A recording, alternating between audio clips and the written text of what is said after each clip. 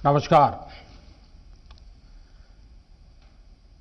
अलीगढ़ मुस्लिम university के chancellor his holiness doctor Syedna Mufaddal Saifuddin साहब, शिक्षा मंत्री डॉक्टर रमेश पोखरियाल निशंक जी, शिक्षा राज्य मंत्री श्रीमान संजय धोत्रे जी, वाइस चांसलर भाई तारिक मंसूर जी, सभी प्रोफेसर्स, स्टाफ, इस कार्यक्रम में जुड़े एएमयू के हजारों छात्र छात्राएं, एएमयू के लाखों एलुमनाई, अन्य महानुभाव और साथियों, सबसे पहले मैं आप सभी का आभार व्यक्त करना चाहता हूं। आपने एएमयू के शताब्दी समारोह के इस ऐतिहासिक अवसर पर मुझे अपनी खुशियों के साथ जुड़ने का मौका दिया है।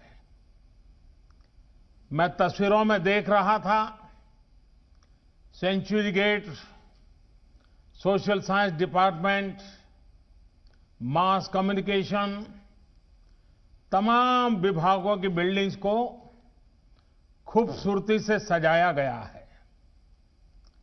ये सिर्फ बिल्डिंग नहीं है, इनके साथ शिक्षा का जो इतिहास जुड़ा है वो भारत की अमूल्य धरोहर है। आज एएमयू से तालीम लेकर निकले सारे लोग भारत के सर्वश्रेष्ठ स्थानों पर और संस्थानों में नहीं बल्कि दुनिया के सैकड़ों देशों में छाए हुए हैं। मुझे विदेश यात्रा के दौरान अक्सर यहां के एलुमनाई मिलते हैं जो बहुत गर्व से बताते हैं कि मैं एएमयू से पढ़ा हूं। एएमयू के एलुमनाई कैंपस से अपने साथ हंसी मजाक और शेरो शायरी का एक अलग अंदाज लेकर आते हैं। वो दुनिया में कहीं भी हो, भारत की संस्कृति का प्रतिनिधित्व करते हैं। प्राउड अलीग्स, यही कहते हैं ना आप लोग, पार्टनर्स, आपके इस गर्व की वजह भी है। अपने 100 वर्ष के इतिहास में एएमयू ने लाखों जीवन को तराशा है, संवारा है, एक आधुनिक और वैज्ञानिक सोच दी है। समाज के लिए, देश के लिए कुछ करने की प्रेरणा जगाई है। मैं सभी के नाम लूंगा तो समय शायद बहुत कम पड़ जाएगा। एएमयू की ये पहचान, इस सम्मान का आधार उसके वो मूल्य रहे हैं जिन पर सर सैयद अहमद खान द्वारा इस संस्थान की स्थापना की गई है। ऐसे प्रत्येक छात्र छात्रा और इन 100 वर्षों में एएमयू के माध्यम से देश की सेवा करने वाले प्रत्येक टीचर प्रोफेसर का भी मैं अभिनंदन करता हूं। अभी कोरोना के इस संकट के दौरान भी एएमयू ने जिस तरह समाज की मदद की वो अभूतपूर्व है। हजारों लोगों का मुफ्त टेस्ट करवाना, आइसोलेशन वार्ड बनाना, प्लाज्मा बैंक बनाना और पीएम केयर फंड में एक बड़ी राशि का योगदान देना समाज के प्रति आपके दायित्वों को पूरा करने की गंभीरता को दिखाता है। अभी कुछ दिन पहले ही मुझे चांसलर डॉक्टर सैयदना साहब की चिट्ठी भी मिली है।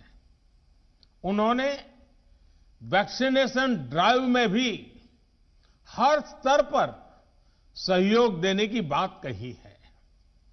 देश को सर्वोपरि रखते हुए ऐसे ही संगठित प्रयासों से आज भारत कोरोना जैसी वैश्विक महामारी का सफलता से मुकाबला कर रहा है। साथियों, मुझे बहुत सारे लोग बोलते हैं कि एएमयू कैंपस अपने आप में एक शहर की तरह है।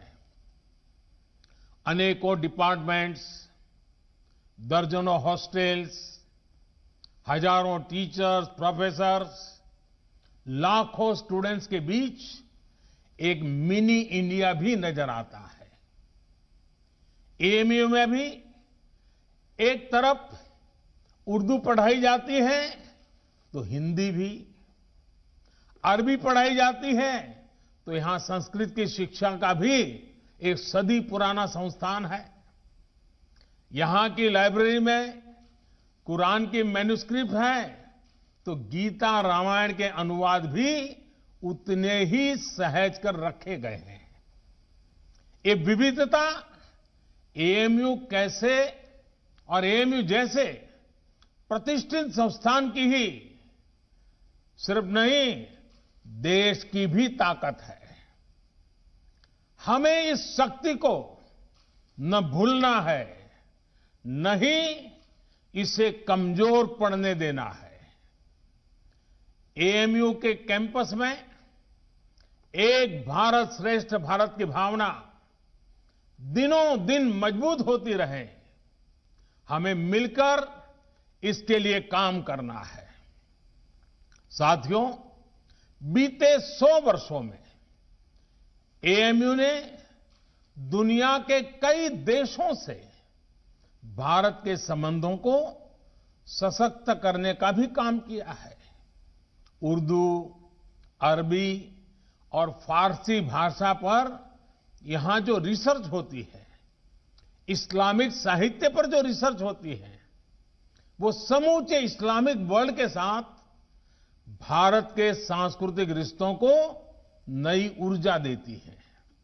मुझे बताया गया है कि अभी लगभग 1000 विदेशी स्टूडेंट्स हमारे यहां एएमयू में पढ़ाई कर रहे हैं।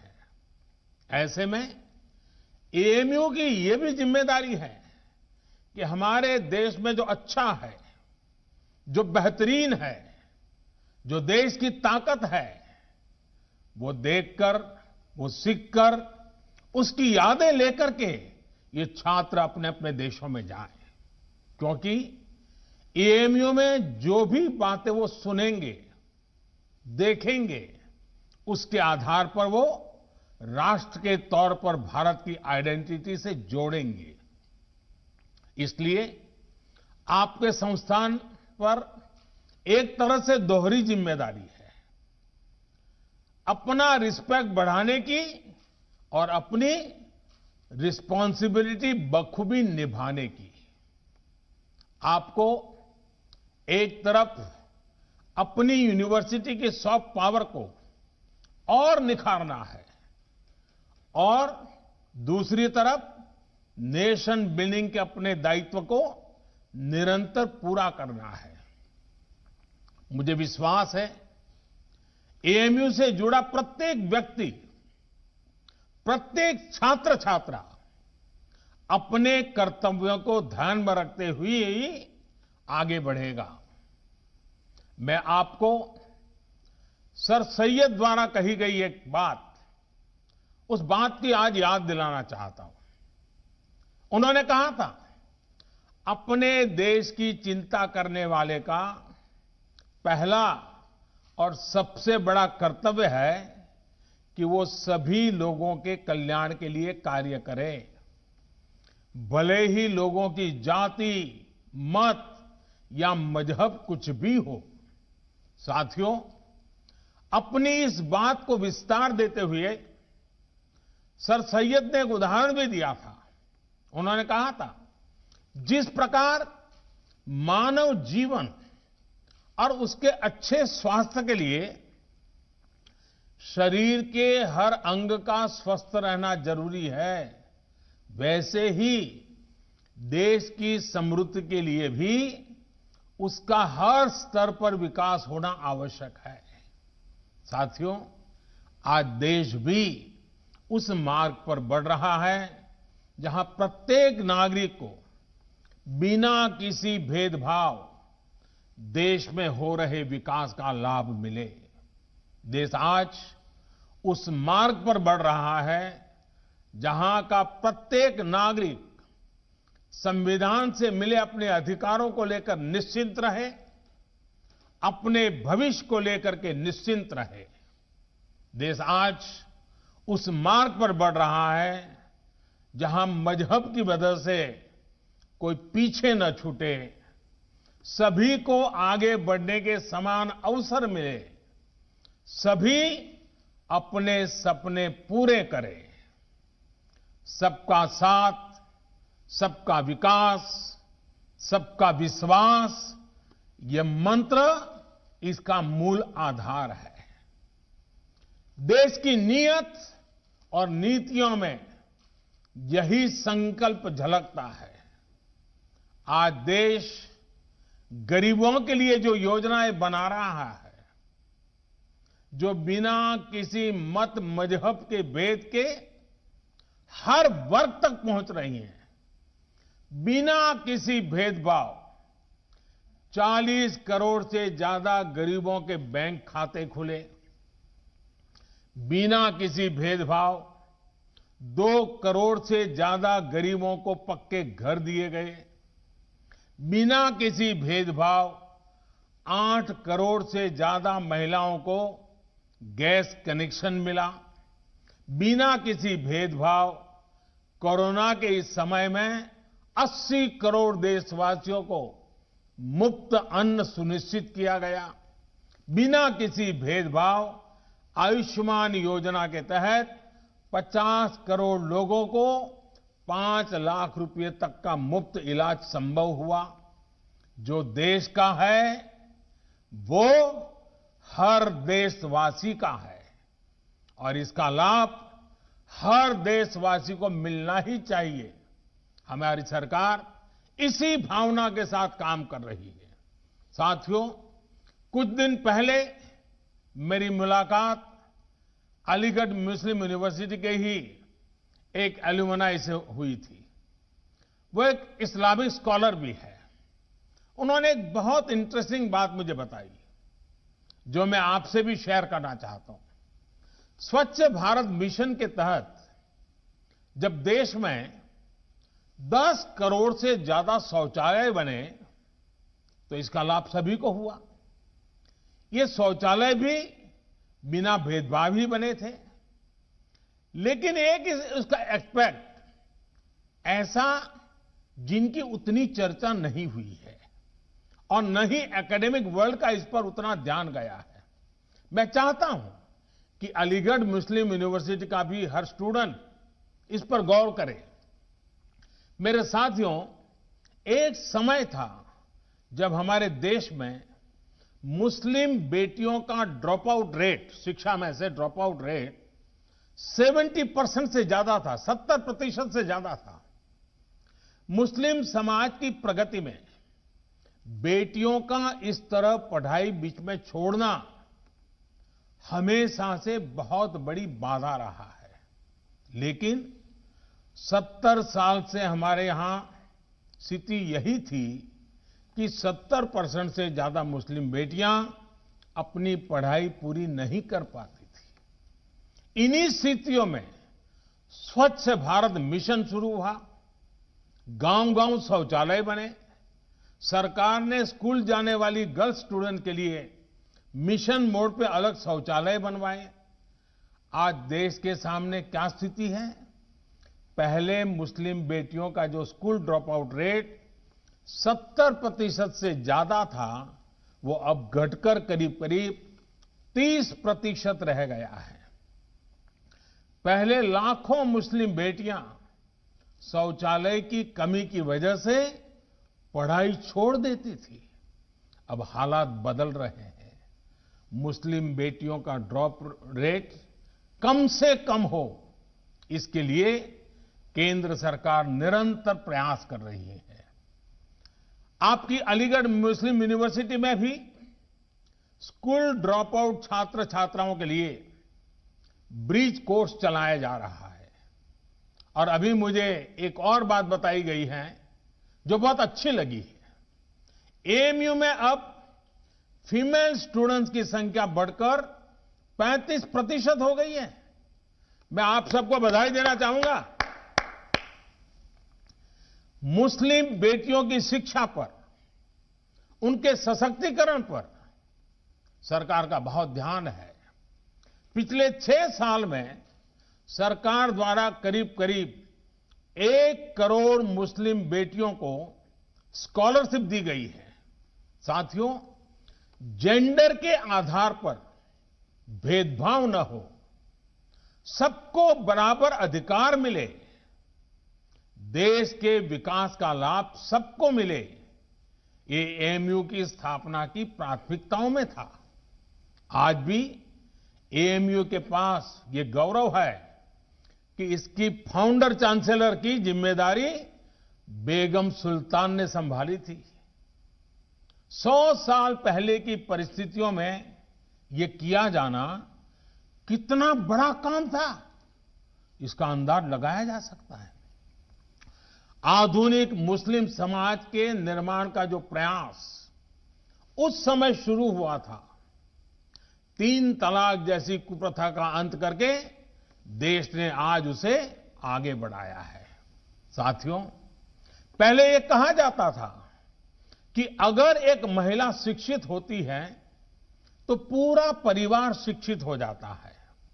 ये बात सही है, लेकिन परिवार की शिक्षा के आगे भी इसके गहरे मायने हैं। महिलाओं को शिक्षित इसलिए होना है ताकि वो अपने अधिकारों का सही इस्तेमाल कर सके, अपना भविष्य खुद तय कर सके। एजुकेशन अपने साथ लेकर के आती है एम्प्लॉयमेंट और एंटरप्रेन्योरशिप। एम्प्लॉयमेंट और एंटरप्रेन्योरशिप अपने साथ लेकर आते हैं इकोनॉमिक इंडिपेंडेंस। इकोनॉमिक इंडिपेंडेंस में होता है एम्पावरमेंट। एक एम्पावर्ड वुमेन का हर स्तर पर, हर फैसले में उतना ही बराबर का योगदान होता है जितना किसी और का। फिर चाहे बात परिवार को डायरेक्शन देने की हो या फिर देश को डायरेक्शन देने की।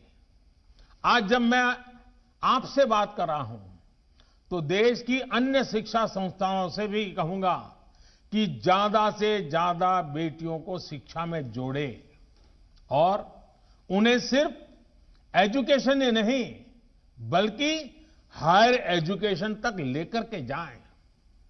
साथियों, एएमयू ने हायर एजुकेशन में अपने कंटेम्पररी करिकुलम में उससे बहुतों को आकर्षित किया है। आपकी यूनिवर्सिटी में इंटर डिसिप्लिनरी विषय पहले से पढ़ाए जाते हैं। अगर कोई छात्र साइंस में अच्छा है और उसे हिस्ट्री भी अच्छी लगती है तो ऐसी मजबूरी क्यों हो कि वो किसी एक को ही चुन सके। यही भावना नई राष्ट्रीय शिक्षा नीति में है, न्यू एजुकेशन पॉलिसी में है। इसमें 21वीं सदी में भारत के स्टूडेंट्स की जरूरतों, उसके इंटरेस्ट को सबसे ज्यादा ध्यान में रखा गया है। हमारे देश का युवा नेशन फर्स्ट के आह्वान के साथ देश को आगे बढ़ाने के लिए प्रतिबद्ध है। वो नए नए स्टार्टअप्स के जरिए देश की चुनौतियों का समाधान निकाल रहा है। रेशनल थिंकिंग और साइंटिफिक आउटलुक उनकी पहली प्रायोरिटी है। राष्ट्रीय शिक्षा नीति में भारत के युवाओं की इसी एस्पिरेशंस को प्राथमिकता दी गई है। हमारी कोशिश ये भी है कि भारत का एजुकेशन इकोसिस्टम दुनिया के आधुनिक शिक्षा व्यवस्थाओं में से एक बने।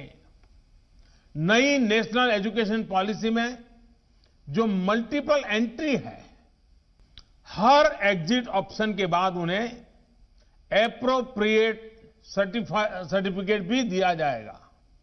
ये स्टूडेंट्स को पूरे कोर्स की फीस की चिंता किए बिना अपना फैसला लेने की आजादी होगी। साथियों, सरकार हायर एजुकेशन में नंबर ऑफ एनरोलमेंट्स बढ़ाने और सीटें बढ़ाने के लिए भी लगातार काम कर रही है। वर्ष 2014 में हमारे देश में 16 आईआईटीज थी, 16। आज 23 आईआईटीज हैं, 23।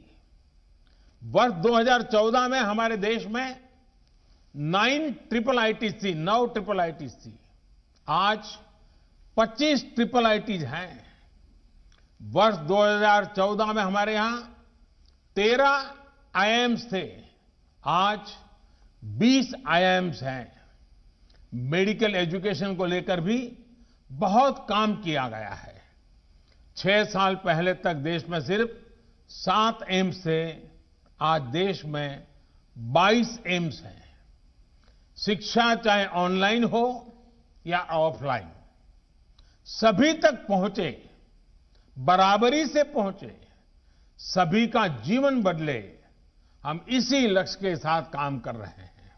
साथियों, एएमयू के 100 साल पूरे होने पर मेरी आप सभी युवा पार्टनर्स से कुछ और अपेक्षाएं भी हैं। क्यों न 100 साल के इस मौके पर एएमयू के 100 हॉस्टल्स एक एक्स्ट्रा करिकुलर टास्क करें। ये टास्क देश की आजादी के 75 साल पूरे होने से जुड़े हों। जैसे एएमयू के पास इतना बड़ा इनोवेटिव और रिसर्च ओरिएंटेड टैलेंट है, क्यों न हॉस्टल के छात्र ऐसे स्वतंत्रता संग्राम के सेनानियों पर रिसर्च करके उनके जीवन को देश के सामने लाए, जिनके बारे में अभी उतनी जानकारी नहीं है। कुछ स्टूडेंट्स इन महापुरुषों के जन्मस्थान जाएं, उनकी कर्मभूमि जाएं, उनके परिवार के लोग अब कहां हैं, उनसे संपर्क करें। कुछ स्टूडेंट्स ऑनलाइन रिसोर्स को एक्सप्लोर करें। उदाहरण के तौर पर 75 हॉस्टल्स एक आदिवासी फ्रीडम फाइटर पर एक रिसर्च डॉक्यूमेंट तैयार कर सकते हैं। इसी तरह 25 हॉस्टल्स महिला फ्रीडम फाइटर्स पर रिसर्च कर सकते हैं, काम कर सकते हैं। एक और काम है जो देश के लिए एएमयू के छात्र छात्राएं कर सकते हैं। एएमयू के पास देश की इतनी बेशकीमती प्राचीन पांडुलिपियां हैं। ये सब हमारी सांस्कृतिक धरोहर है। मैं चाहूंगा कि आप टेक्नोलॉजी के माध्यम से इन्हें डिजिटल, इन्हें वर्चुअल अवतार में पूरी दुनिया के सामने लाएं। मैं एएमयू के विशाल एलुमनाई नेटवर्क को भी आह्वान करता हूं कि नए भारत के निर्माण में अपनी भागीदारी और बढ़ाएं। आत्मनिर्भर भारत अभियान को सफल बनाने के लिए, वोकल फॉर लोकल को सफल बनाने के लिए बहुत कुछ किया जाना बाकी है। इसे लेकर अगर मुझे एएमयू से सुझाव मिले, एएमयू एलुमनाई के सुझाव मिले, तो मुझे बहुत खुशी होगी। साथियों, आज पूरी दुनिया की नजरें भारत पर है। जिस सदी को भारत की सदी बताया जा रहा है, उस लक्ष्य की तरफ भारत कैसे आगे बढ़ता है, इसे लेकर पूरी दुनिया में क्यूरियोसिटी है। इसलिए आज हम सभी का एकमात्र और एक निष्ठ लक्ष्य ये होना चाहिए कि भारत को आत्मनिर्भर कैसे बनाएं। हम कहां और किस परिवार में पैदा हुए, किस मत मजहब में बड़े हुए, इससे भी अहम यह है कि हर एक नागरिक की आकांक्षाएं और उसके प्रयास देश की आकांक्षाओं से कैसे जुड़े। जब इसको लेकर एक मजबूत नींव पड़ेगी तो लक्ष्य तक पहुंचना और आसान हो जाएगा। साथियों, समाज में वैचारिक मतभेद होते हैं, ये स्वाभाविक भी है, लेकिन जब बात राष्ट्रीय लक्ष्यों के प्राप्ति की हो तो हर मतभेद किनारे रख देना चाहिए। जब आप सभी युवा साथी इस सोच के साथ आगे बढ़ेंगे तो ऐसी कोई मंजिल नहीं जो हम मिलकर के हासिल न कर सके। शिक्षा हो, आर्थिक विकास हो, बेहतर रहन सहन हो, अवसर हो, महिलाओं का हक हो, सुरक्षा हो, राष्ट्रवाद हो, ये जो चीजें हैं जो हर नागरिक के लिए जरूरी होती है, ये कुछ ऐसे मुद्दे हैं जिन पर हम अपनी राजनीतिक या वैचारिक मजबूरियों के नाम पर असहमत हो ही नहीं सकते। यहां अलीगढ़ मुस्लिम यूनिवर्सिटी में इन मुद्दों पर बात करना मेरे लिए इसलिए भी स्वाभाविक है क्योंकि यहां से स्वतंत्रता के अनेक सेनानी निकले हैं, इस मिट्टी से निकले हैं। इन स्वतंत्रता सेनानियों की भी अपनी पारिवारिक, सामाजिक, वैचारिक परवरिश थी, अपने अपने विचार थे, लेकिन जब गुलामी से मुक्ति की बात आई तो सारे विचार आजादी के एक लक्ष्य के साथ ही जुड़ गए। साथियों, हमारे पूर्वजों ने जो आजादी के लिए किया वही काम अब आपको, युवा पीढ़ी को नए भारत के निर्माण के लिए करना है। जैसे आजादी एक कॉमन ग्राउंड थी, वैसे ही नए भारत के लिए हमें एक कॉमन ग्राउंड पर काम करना है। नया भारत आत्मनिर्भर होगा, हर प्रकार से संपन्न होगा तो लाभ भी सभी 130 करोड़ से ज्यादा देशवासियों को होगा। ये विमर्श समाज के हर हिस्से तक पहुंचे, ये काम आप कर सकते हैं, युवा साथी कर सकते हैं। साथियों, हमें यह समझना होगा कि सियासत सोसाइटी का एक अहम हिस्सा है, लेकिन सोसाइटी में सियासत के अलावा भी दूसरे मसले हैं।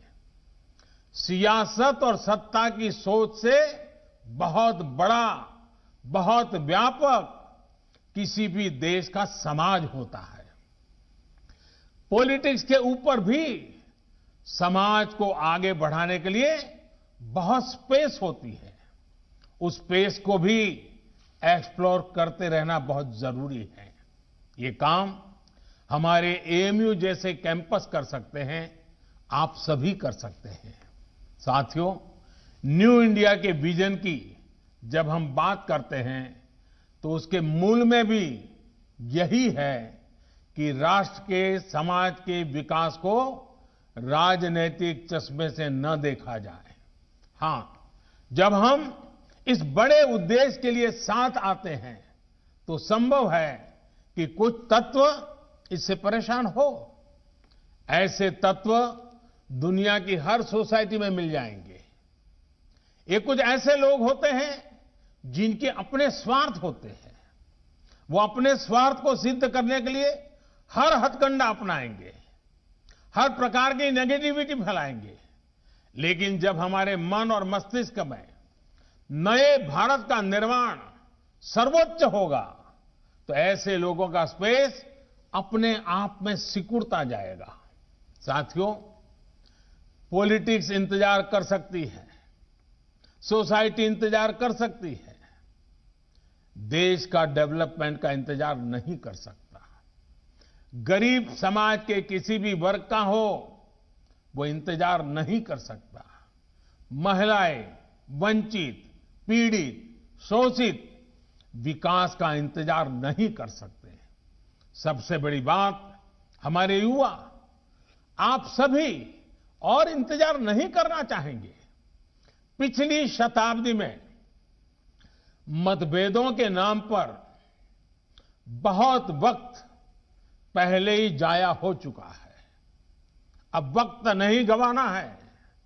सभी को एक लक्ष्य मिलकर, एक लक्ष्य के साथ मिलकर नया भारत, आत्मनिर्भर भारत बनाना है।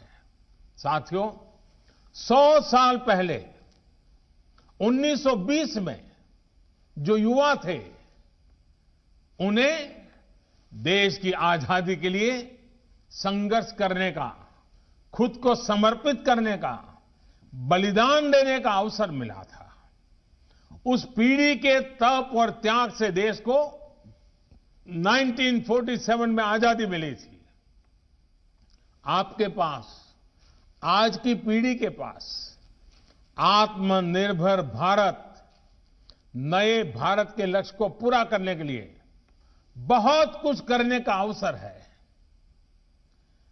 वो समय था 1920 का, ये समय है 2020 का। 1920 के 27 साल के बाद देश आजाद हुआ था। 2020 के 27 साल बाद, जो कि अगले 27 साल 2020 से 2047 आपके जीवन के बहुत महत्वपूर्ण साल है। वर्ष 2047 में जब भारत अपनी आजादी के 100 वर्ष पूरा करेगा, आप उस ऐतिहासिक समय के भी साक्षी बनेंगे। इतना ही नहीं, इन 27 साल में आधुनिक भारत बनाने के आप हिस्सेदार होंगे। आपको हर पल देश के लिए सोचना है। अपने हर फैसले में देश हित सोचना है। आपका हर निर्णय देश हित को आधार बनाते हुए ही होना चाहिए। मुझे विश्वास है, हम सब साथ मिलकर आत्मनिर्भर भारत के सपनों को पूरा करेंगे। हम सब मिलकर देश को विकास की नई ऊंचाइयों पर पहुंचाएंगे। आप सभी को एएमयू के 100 वर्ष होने पर फिर से एक बार बहुत बहुत बधाई देता हूं। और इन 100 साल में जिन जिन महापुरुषों ने इस संस्थान की गरिमा को नई ऊंचाई पर ले जाने के लिए निरंतर प्रयास किया है, आज उनका भी पुण्य स्मरण करता हूं, उन सबका भी आदर करता हूं। और फिर एक बार आज के इस पवित्र अवसर से भविष्य के लिए अनेक अनेक शुभकामनाएं देता हूं। विश्व भर में फैले हुए अलुमनाई को भी मैं उत्तम स्वास्थ्य के लिए एक शुभकामना करता हूं, उनके उत्तम भविष्य के लिए भी शुभकामनाएं करता हूं। और एएमयू के भी उत्तम भविष्य के लिए अनेक अनेक शुभकामनाओं के साथ मैं आपको विश्वास दिलाता हूं कि ये सरकार आपकी प्रगति के लिए, आपके सपनों को साकार करने के लिए हम भी कभी पीछे नहीं रहेंगे। इसी एक विश्वास के साथ आपका बहुत बहुत धन्यवाद। बहुत बहुत धन्यवाद।